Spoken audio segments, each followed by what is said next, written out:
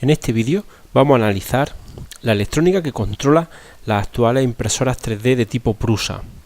Realmente esta electrónica es una electrónica muy genérica que controla muchos más equipos y se está utilizando mucho para el control de impresoras porque se ha estandarizado bastante. Ambas están basadas en sistemas Arduino. De hecho, una de ellas, la conocida como RAMPS, que es esta que tengo aquí, utiliza como CPU un Arduino Mega. Este Arduino Mega actúa como CPU y la electrónica de control es un SIL que se conecta encima. Arduino Mega ya lo conocemos suficientemente, así que vamos a centrarnos en lo que es la parte de electrónica. Luego veremos que la otra placa, que simplemente es una placa que integra las dos cosas, es decir, integra un microcontrolador ATmega similar al que tiene Arduino, luego veremos las diferencias, y la electrónica de control.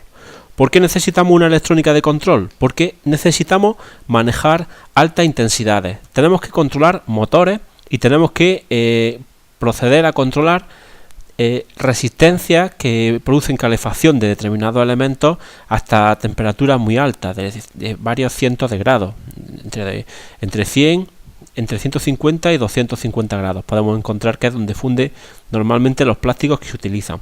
Por eso esta electrónica tiene que ser una electrónica capaz de manejar potencia. De ahí que vemos que de entrada los conectores de alimentación son conectores para cables bastante gruesos, donde nosotros atornillaremos. Esto se puede extraer. Aquí atornillamos lo que son nuestros conectores, que normalmente se utilizan fuentes de alimentación similares a las de los PCs, porque entregan una potencia bastante alta. Y aquí atornillaríamos los cables y directamente lo conectamos a lo que es la entrada. Veis que tienen dos porque tienen una forma sencilla de utilizar dos fuentes distintas, si llega a ser lo necesario. Incluso como hay veces que se llega al extremo de utilizar mucha alimentación, podemos hacer dos cables paralelos. Directamente alimentaríamos con dos positivos y con dos negativos de la misma fuente, pero que así el grosor de los cables que entregan la potencia no necesitaría ser tan alto. Vemos que aquí existen también otros conectores, donde aquí lo que vamos a conectar son las salidas que directamente están etiquetadas. Podéis ver que pone de 8, de 9 y de 10, que esas serían la equivalente, las patillas de Arduino, del Arduino Mega, a las que se está accediendo, las salidas digitales. Veis que aquí están los habituales LED que se encienden cuando tienen la alimentación, y como decía, estas patillas están conectadas directamente a lo que son estos elementos de potencia. Estos son transistores MOSFET que son capaces, estos dos, que son capaces de entregarnos una alimentación de hasta 25 amperios. 25 amperios son muchos amperios. Y esos amperios, al voltaje que tienen las fuentes, que habitualmente es 12, nos da el resultado de la potencia que son capaces de entregar. O sea, 25 amperios multiplicado por 12, estamos hablando de que son capaces de manejar hasta 30 amperios. 30 vatios, perdón.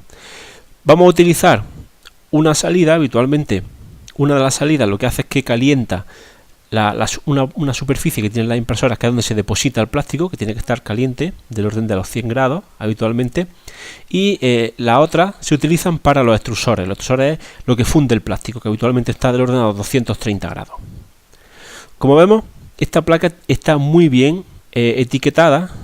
Si se aprecia bien, podéis observar que prácticamente todos los componentes tienen su etiqueta, incluso algunos de ellos tienen hasta el valor nominal que utilizan.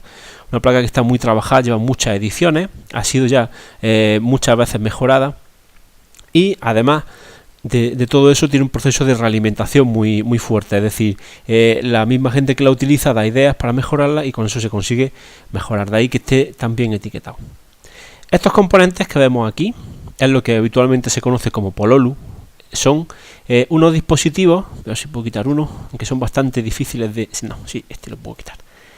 Son unos dispositivos que son capaces de controlar a un motor paso a paso. Motores paso a paso son aquellos motores, como ya sabéis, que producen un control muy exacto de lo que es el movimiento. O sea, puedo conseguir manejar un movimiento grado a grado.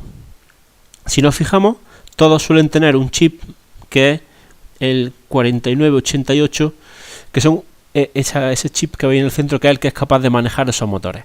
¿Qué entradas tiene esto? Pues tiene Si vemos la etiqueta, vemos que tiene una entrada de dirección y una entrada de paso, es decir, le vamos a decir en qué dirección se va a mover, si hacia en el sentido de la aguja del reloj o en el contrario, y cuando queremos que dé un paso.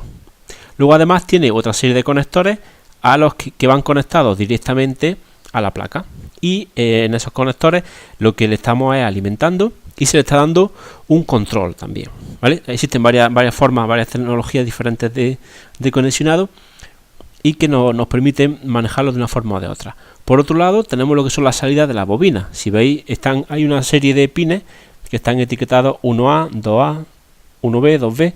En esos pines lo que vamos a conectar es el motor paso a paso, que habitualmente son motores bipolares de 4 conectores. La placa veis que tiene una cantidad importante de jumper que son para configurarla. Dependiendo del tipo de controlador que estemos usando, pues es necesario configurarla de una forma o de otra. Voy a volver a poner en su sitio.